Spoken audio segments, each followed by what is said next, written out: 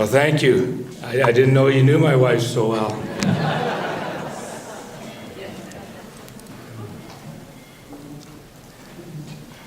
Good evening, ladies and gentlemen, special guests, award donors, and award recipients. And congratulations to all the recipients. It is indeed an honor and a pleasure to be asked to say a few words to you tonight. When I began to prepare this talk, I thought about the many connections I have had with Lakeland College over the years. I have always had a great appreciation for the contributions the college has made to our community. One of my first recollections was my very first high school basketball game. Back in the late 60s, the college basketball teams played in the high school league, and my first league game was against the college. I guess it's the closest I'll ever get to playing college ball. We played that game in the old college gym, which was located in the building that the Alumni Hall replaced.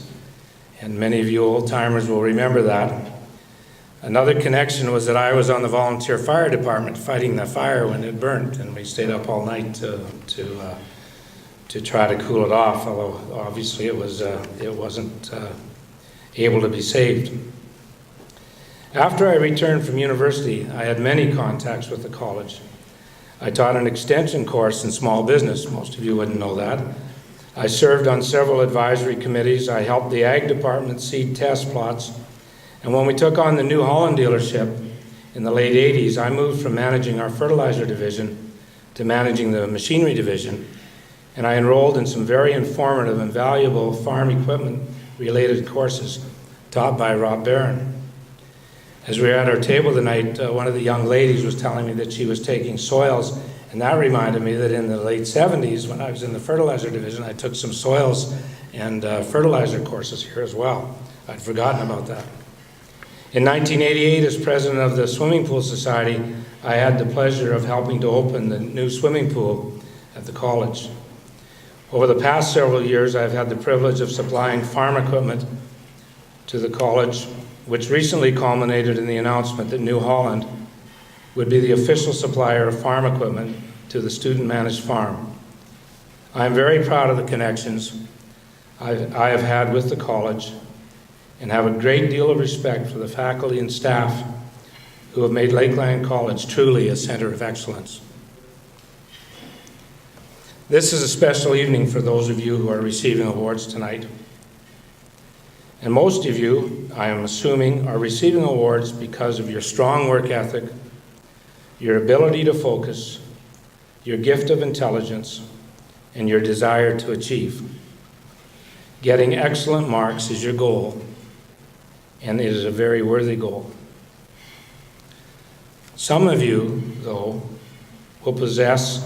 while possessing all of the same qualities, are fortunate to have an additional characteristic, and that is the passion for the courses that you are taking. Learning everything you can about the subjects you are taking is now your goal, and achieving good grades is a result of your passion to learn. Your desire to learn may be just because you really enjoy the subject matter, or it may be because you already know what you will be doing when you graduate. For example, you already love farming and are going home to farm, and you want to learn everything you can about crops or livestock or both. Many of you don't know exactly where you will be working when you graduate, but there's a good chance your first job won't be your last job. I sincerely hope for your sake and for your employers that you will find a job early in your career that you will have passion for. I heard an interesting statistic the other day that only 27% of the workforce is truly engaged in their jobs. In other words, only a quarter of the people employed truly like what they do and look forward to going to work every day. They are passionate about their work, and being successful is a result of their passion rather than merely a goal. I came back to work in our family business 37 years ago armed with a business degree, but not really sure what I was going to be doing. Although I am very grateful for the opportunity my family gave me, it took a lot of years before I really felt like I belonged in the business and actually was making a difference to its success. I was taught to work hard and be responsible, and it has resulted in a very good career. I can honestly say that I look forward to going to work every day, but it's accurate to say that for a lot of years, I did not feel passion for my job. Where I have and do feel passion is in the many volunteer organizations in which I have been involved, whether it was raising money for the swimming pool, or being on the executive of minor hockey, or raising funds for breast cancer research. I seem to really enjoy volunteering for a purpose. My wife tells me it's probably because when you volunteer, nobody chews your ass out. They're just happy that someone's there to help. That's probably true. I see many examples of people who are very passionate about the volunteer activities in which they participate. One exceptional example is the overwhelming success of our Vermilion Fair due to the hard work and the can-do attitude of hundreds of volunteers, including lots from the college. There is no doubt that Vermilion can boast of one of the best, if not the best, agricultural fairs in Western Canada. About 12 years ago, I finally accepted an invitation to join Rotary. For you Aggies, that's not a kind of combine. That's an organization.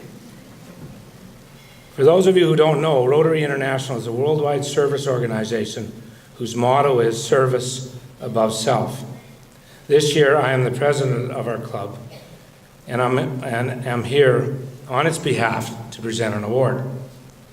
Rotary was started in the early 1900s in Chicago with the purpose of promoting high ethical standards in business. It has evolved into an international organization with the purpose of promoting world peace and goodwill. One of its signature projects is the eradication of polio from the face of the earth.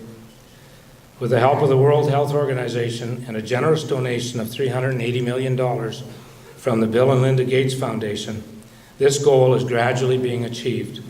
At this point in time, there are only 3 countries in the world where polio still exists.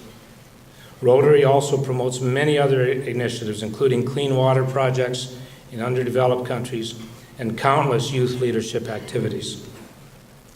Rotary has become one of my passions. I am very proud to belong to an organization that does so much good in this world. And I also appreciate the opportunity to give back to my community. Giving back to one's community is considered by most people to be a good thing.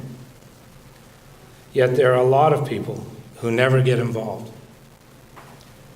As young people who have already shown the ability to achieve, I would challenge you to get involved in volunteer activities. Whether you volunteer in a student club or at your church, or to help less fortunate people in your community, or even on an international Rotary project in an underdeveloped country. It is all of our responsibility to give of our time and talents. So in conclusion, as you finish your studies and enter the workforce, hopefully you will be in that 27% of employees who is truly engaged in your job. But I also hope you will enthusiastically volunteer your time to make your community and your world a better place to live. That is when you will really feel true satisfaction for the good that you are doing.